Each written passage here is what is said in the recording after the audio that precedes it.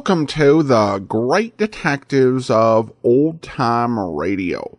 From Boise, Idaho, this is your host, Adam Graham. If you have a comment, email it to me, box13@greatdetectives.net.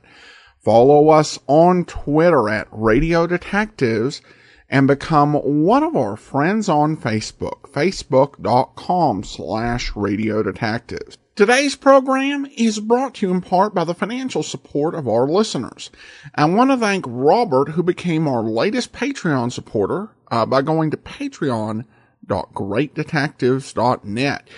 He came on board at the Shamus level of $4 or more per month. You can become one of our Patreon supporters for as little as $2 per month. And you can also send along a one-time donation, support.greatdetectives.net. Use the Zelle app to box13@greatdetectives.net or by mail to Adam Graham, P.O. Box 15913. That's 15913, Boise, Idaho 83715. And now it's time for today's episode of Box 13. And the title is Death is No Joke.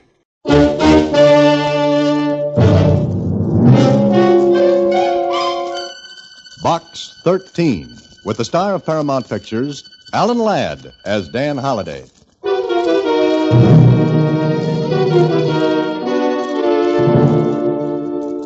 Dear Dan, knowing your Box 13 angle, I hope what I have to offer is intriguing enough to tempt you. At least I think it can be interesting. As a matter of fact, Dan, this thing has got to the point now where it's becoming downright vicious. And it scares me a little. What the thing is, I'll tell you when and if I see you. If you can drag yourself away from town for a few days...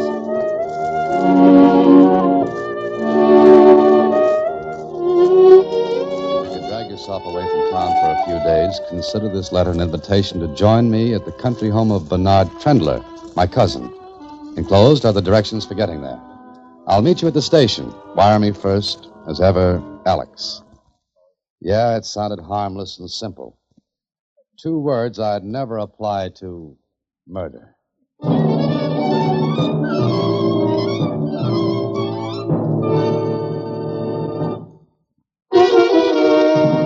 And now, back to Box 13 and Dan Holliday's newest adventure, Death is No Joke. I don't think you should go, Mr. Holliday. And why not, Susie? Well, every time you accept an invitation like this, something bad happens to you. Susie, every time someone reads that ad in the Star Times, it means trouble. But here I am, still alive and kicking. You just better watch out. You're not intolerable, you know. Well, thanks, Susie. But did you mean intolerable? Sure. Like Achilles was after he was dipped in the river Styx. Oh. It was the Styx, and you mean invulnerable. Oh, intolerable and vulnerable. You could get hurt. Okay, we'll see. Oh, by the way, did you send that wire to Alex? Oh, of course I did. Oh, good girl. Well, expect me when you see me. So long, Susie.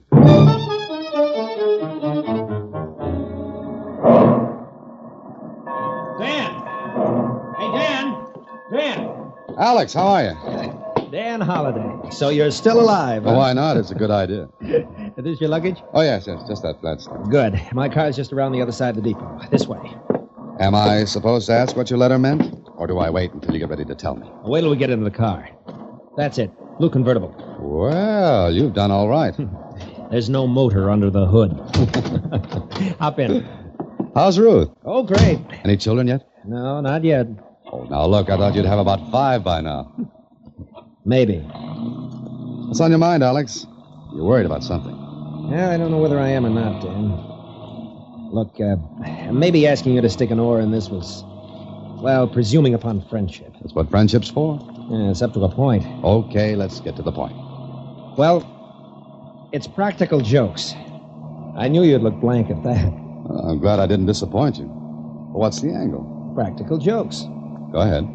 Ruth and I are guests at Bernard Trendler's. He's my cousin. You ever heard of him? Oh, yes. Showed up not too long ago to claim a fortune, didn't he? Yes, that's right.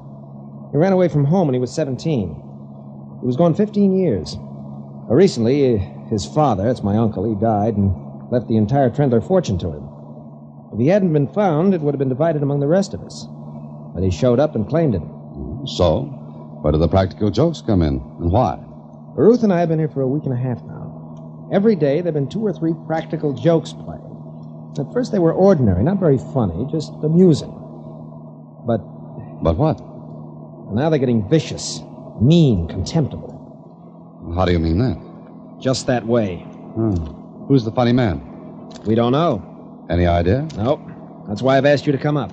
Oh, and look, Dan, don't let on I told you.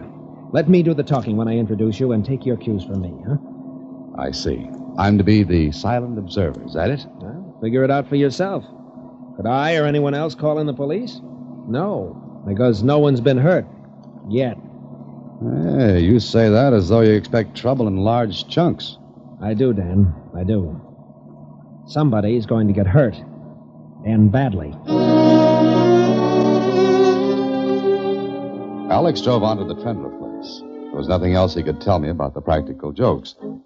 Then we pulled up before we got to the house, because a tall, thin man was walking down the drive. Alex stopped the car and spoke softly to me. There's Bernie Trendler coming down the drive. What do I say or do? How do I explain my presence? Now leave that to me. Just take the cues as I throw them. Bernie! Hey, Bernie! Alex? Is that you, Alex? Yeah. We'll get out of here. Pick up your bag later. I've been looking for you, Alex, and, Oh, I beg your pardon. Bernie, I'm afraid I'm guilty of a guest's worst crime. Dragging in a friend. Oh, nonsense. Don't talk like that. Dan, this is my cousin Bernie Trendler. Bernie, Dan Holliday. How do you do? Fine. You?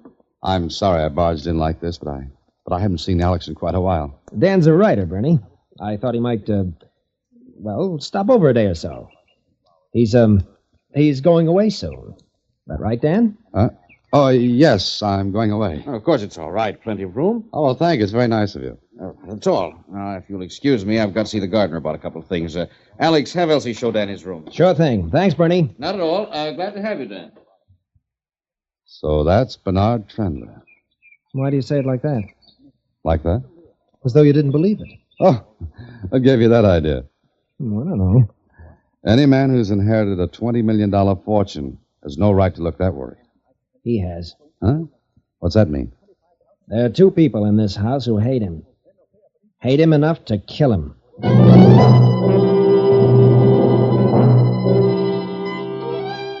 Well, with that, Alex took me into the house. The maid showed me to my room, and, well, I saw no one else until later that afternoon. Then I walked into the library on the ground floor. There were 2 people seated there. I stopped at the door. Well, hello. Who are you? Oh, my name is Holliday, Dan Holliday. I'm looking for Alex. He's looking for Alex, Martha. All right, let him look for Alex. Have you tried looking under some rocks, Mr. Oh, Holliday, Dan Holliday. Oh, did you just arrive? Just after lunch. Too bad. The lunch was horrible. You didn't help it, Martha. I didn't try to, Henry. You don't have to try, my dear. Well, I suppose we may as well introduce ourselves. I'm Henry Trendler. This is my wife, Martha. How do you do? I'm Bernie's cousin. Oh, I've met Mr. Trendler. Isn't that nice? Henry, I'm going down to the lake. Well, don't go out too far, my dear. I don't know how to swim, my dear. Yes, I know that. Goodbye. Nice to have met you, Mr. Holliday. Oh, she remembers Mr. Holliday. It's just one of her irritating little tricks. Oh, I see. She's an attractive woman. Is there any chance you might fall in love with her? Fall in love with her?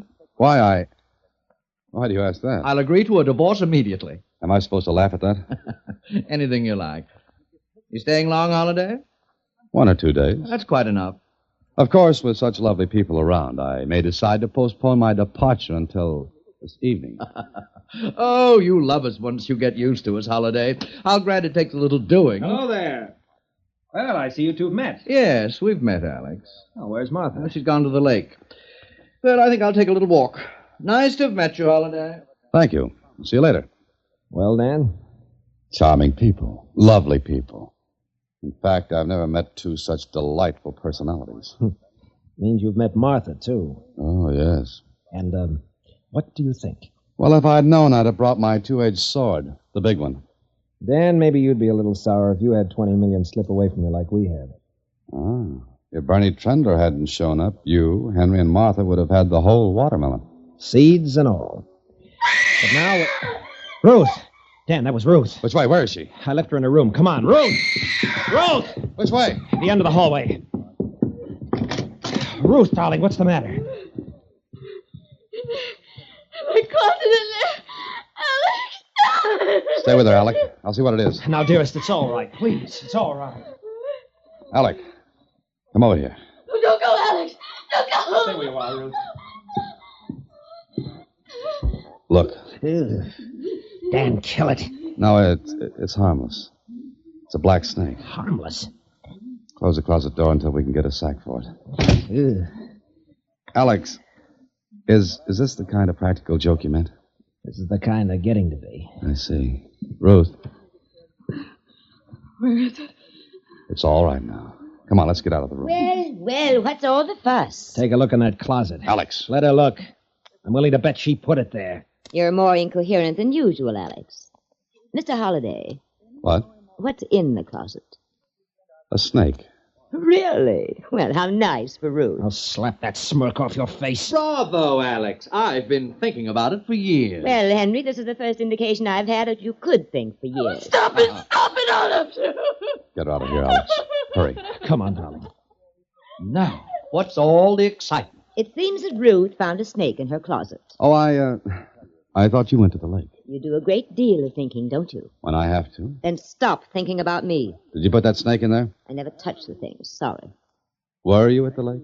That, Mr. Holliday, is none of your business. I'll leave you to your snake. Oh, did something strike you funny, Henry? Yes. You should feel really flattered, Holiday. Flattered? Why? My wife remembered your name. Oh, it was a lovely household. Hate dripped from the rafters. I could feel it. Oh, why should anyone take it out in stupid, vicious pranks such as that snake in Ruth's closet? Why? It was before dinner that I decided to take a walk with Alex. He talked, I listened. First, it was amusing. A frog in one's bed, clothes missing from the bathhouse at the lake, wild, incredible phone calls for all of us. How long has this been going on, Alex? In just about a week now. Have you any idea who it is? None. But why, then? Why should anyone want to frighten Ruth out of her wits? Does Martha hate Ruth? Martha hates everyone. Martha's a chronic congenital hater. Well, what does she have against Ruth? That's it. Not a thing in the world. Has everyone been a victim of these pranks? Yes. Dan, they've got to stop. Yeah, I can see what you mean. Oh, how's Ruth? She's all right. We changed rooms. She won't go near the one we had. It was a harmless snake. Obviously, no one meant to harm Ruth. Oh, no. Just frighten her half to death. Why don't you leave, Alex? As a potential heir, that'd be a little ridiculous, wouldn't it? I see. What about Henry and Martha? They won't leave. Not as long as they can stay here free. Well, look, you say these things started about a week ago. Are you sure? Yes. They started just like that. No warning, no talk of pranks or jokes. None. And they're getting worse. Vicious. I give up. No, Dan, please. Well, what do you want me to do? Obviously, the person or persons doing these things won't admit it. Apparently, he or she intends to go on with it until... Go on? Until what? Until the person gets to the real reason. The real objective of his viciousness. Who, Dan? Who? The person he or she means to kill.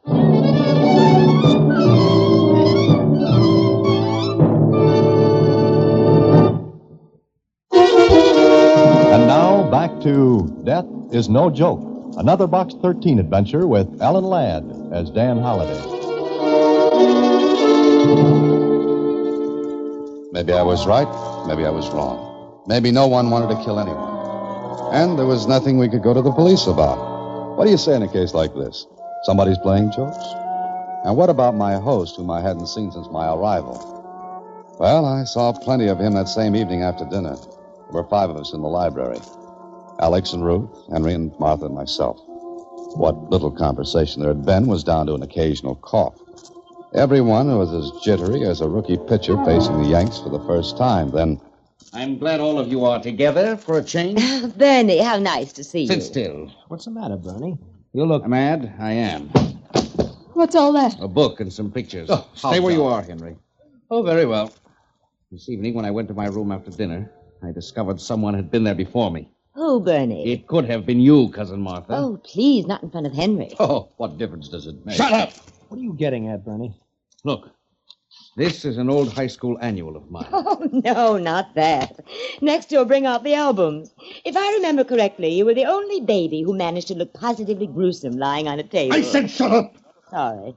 What about that annual, Bernie? Every single picture of me has either been defaced or cut out. What? Well, let's see. Keep your hands off. Yes, but I only want... Now, look, Bernie. All right, then. Every picture. Cut out or defaced. That's right. And these pictures were hanging in my room and in the study. Look. Why, you've been cut out of all of them. And I want to know who did it. I'll speak up. Which one of you was it? I swear if I find out, I'll tear his throat out. No one moved or said a word. Bernie Trendler's face was as white as a sheet. His eyes crinkled into slits that glared from one of us to the other. I looked at the others. They were scared. Yes, even Martha was afraid to open her mouth. Then after a few seconds... I warn you, whoever's doing this, unless it's stopped and stopped immediately, I'll do something about it. You hear? I want it stopped! Bernie, please, you're frightening me. I'm sorry, Ruth. I think I'm going to bed. If you're doing these things, Martha, take my warning seriously. If I were doing them, Bernie, they'd be worse than they are. Good night. And if I find any snakes, I'll let you know. Alex, I want to get out of here. I want to go home. Ruth, everything will be all I right. can't Now, stand please. any more of this. I want to get out of here. All of them hating each other. Ruth. It's true. Maybe she's got something. I have. You hate Bernie. You hate Martha. Ruth, stop it. Stop it. Take her upstairs, Alex. Go ahead, please. All right, come on, Ruth. Come on. Well, I guess the party's over. I'll turn in, too. Just a moment, Henry. Yes? I hope you know I meant what I said. Why, look at me. Get out of here. Go to your room. Thank you. I will. Good night. And close the door after you. I'm sorry for that display of temper, Holiday. This nonsense has been too much. I don't suppose you have any idea who's behind it. No, but this is the last straw. I wonder if there'll be any more. Huh? Why do you say that? I wonder if this is the last joke. It had better be. Suppose it's not. Then I'll send for the police. And tell them what? That someone's been playing jokes? Defacing and ruining these books and pictures is vandalism. They meant quite a bit to you, didn't they? Of course they did. High school annual and photographs. Oh, when were the pictures taken, Bernie? Oh, years ago, 15, 16 years ago, when I was in high school. Why? I was just thinking. It's very strange that only those photographs of you in athletic costumes should have been destroyed. What? Let me see. You're right. That's odd. Very odd. Oh, here's one of you that hasn't been destroyed. Well, let me look at it. 17 years old. What happened when you were 17, Bernie? What do you mean? Just that. Nothing. Nothing that I can remember. But something that someone else could remember. What the devil are you talking about, Holiday? I don't know yet. Maybe I'll find out. Not being able to sleep, I went for a walk in the moonlit garden. Suddenly, I heard voices. A man's and a woman's coming from the garden house. I walked closer. I don't know why I agreed to meet you out here in the first place. Oh, you don't? Well, I think so. What do you want? Just a small, tiny cut of the 20 million. What makes you think I'd give it to you? What makes you think you won't? Lots of things. How big a fool do you think I am? That's up to you. How big a fool can you make of yourself? Not quite as big as I can make of you. What's on that venomous mind of yours? Money. I don't mean that. Oh, you were a fool, Bernie. A fool to bring that book and those pictures downstairs tonight. So I was a fool. Why? Don't forget that I used to visit this house as a child. I remember lots of things my stupid husband doesn't. And things other people don't remember. Such as? Well, let's put it this way, Bernie. Let's say, in those days you were more gauche than you are now. Why, you... I could kill you for that. You would try to kill me, wouldn't you? With pleasure. But don't try it, Bernie. Because if you do, you'll be found out. What do you want? I told you. Think it over, cousin. You have until tomorrow morning. She left the garden house and passed me. I stood in the shadows and watched her. There was a little smile on her face. Then I looked toward the garden house. Bernie Trendler stood in the doorway. A shaft of moonlight struck across his face. And if ever a face showed murder, it was his.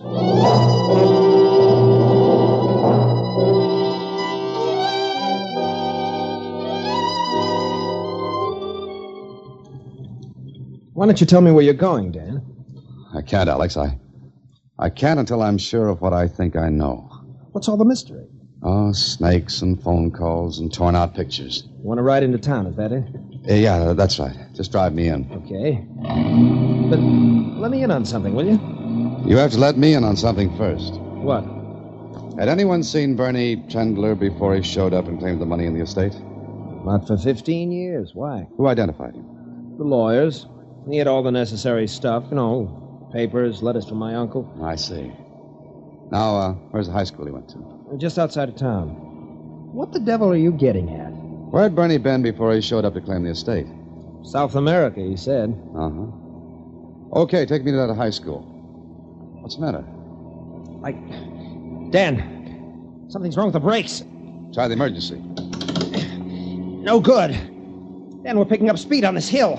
Try to shift into second. Compression of the engine will hold it back. Stay close to the left. Don't get near the embankment. What if someone's coming up the hill? We've got to take that chance. Where's the nearest side road? There isn't any. No turnoffs. Keep your hands on the wheel.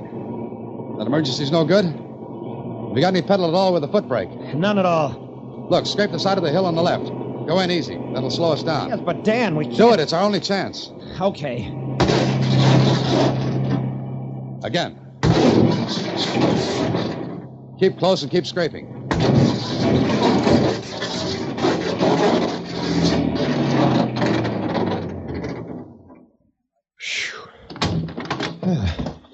Dan, where are you going?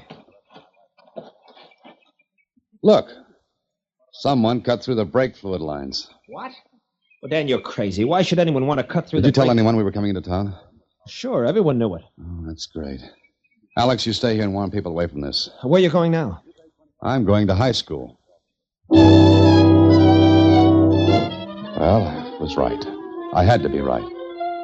After I left the high school with the information I'd found, I went to the sheriff's office, told him my story, and piled into his car. I picked up Alex on the way back, and then the Trendler house. There's Ruth. Ruth! Ruth! Better sit close, Sheriff.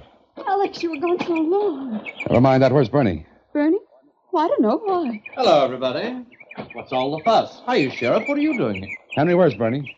Bernie? He and Martha went out on the lake. The lake? Yes, they went rowing. She can't swim. She's in a boat. She doesn't have to swim. That's what you think. Alex, is there a boat we can use? There's a speedboat tied up at the wharf. Well, come on, let's go. You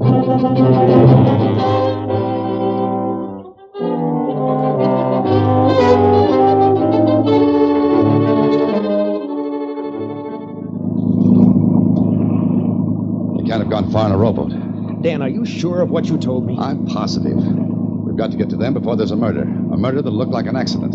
There they are. Get more speed out of this. I can't, Dan. Bernie? Bernie! Look, he's rowing for shore. Cut in ahead. I'll try to.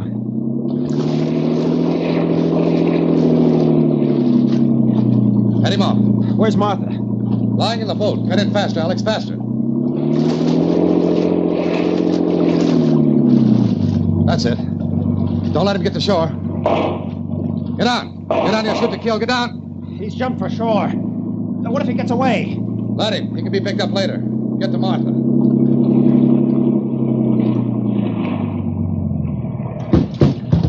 Martha! Martha! Keep this boat alongside. You all right, Dan? Yeah, it's just knocked out. He got away. Now, you can't get far. Bernie, don't. I won't tell. It's all right, Martha. He's gone. Oh, Martha, you're all right now. he was going to kill me. Yes, I know he was going to kill you. Because you knew he wasn't the real Bernie Trendler.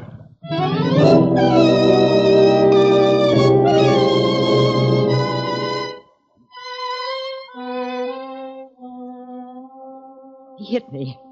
And I saw him start to... But I couldn't do anything about it. Are you all right now, Martha? I mean, are you all right? She's all right, Henry. Oh, I'll get it. It's probably the sheriff.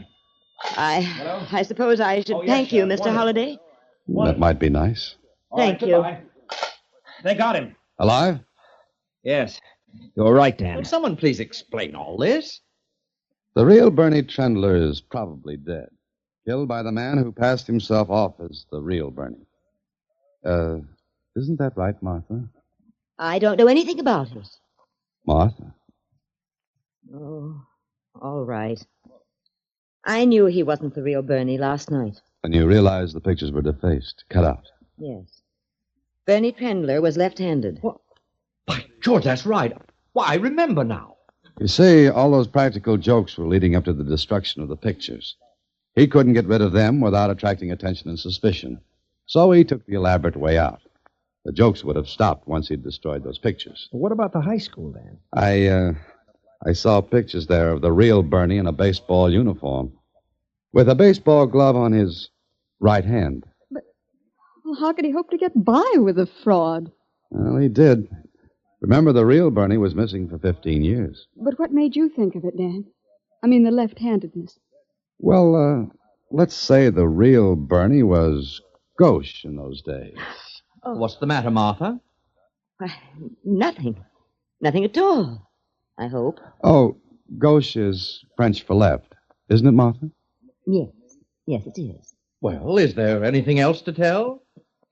Why are you two looking at each other like that? Well, I was just wondering how much I have to thank Mr. Holliday for. Well, let's say you've already thanked me for everything.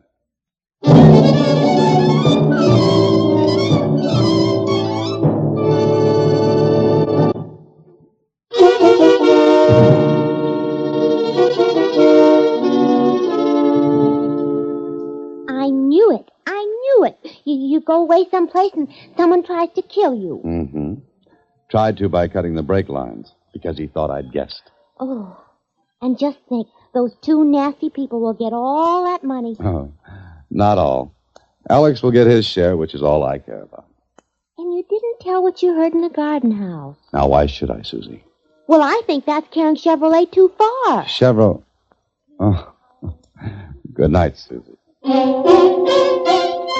Next week, same time, through the courtesy of Paramount Pictures, Alan Ladd stars as Dan Holliday in Box 13. Box 13 is directed by Richard Sanville, with this week's original story by Orrin Blackstone. Original music is composed and conducted by Rudy Schrager.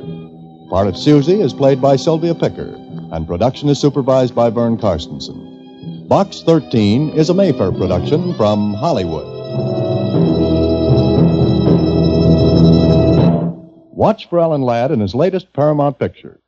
Welcome back. Well, you can say what you want about Susie, but based on how much Greek mythology she knows, even if her phrasing is a bit scrambled, she's probably got most people who go to school today beat. This is another one of those cases where the criminal gets found out probably because he called too much attention to what he was trying to cover up. The odds of someone noticing about the yearbook were kind of thin. And even if they thought about the yearbook, whether it was present or not, wouldn't change the fact that there would still be records at the schools. His best bet would be to go ahead with the scam and just hope he doesn't get caught. But when you're dealing with the type of money as well as the type of risk involved in something like that, you're going to try to take control, even if it ultimately means that you're more likely to be found out.